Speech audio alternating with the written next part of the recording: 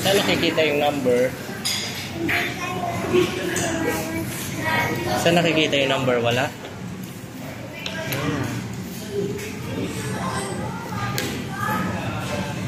Pwede na natin, gutom na ako.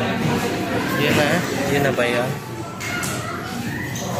Titingnan nga natin. Itabi mo na yung isa. Paano tutunog? Tag 100 na. Tag 1,000 na yan.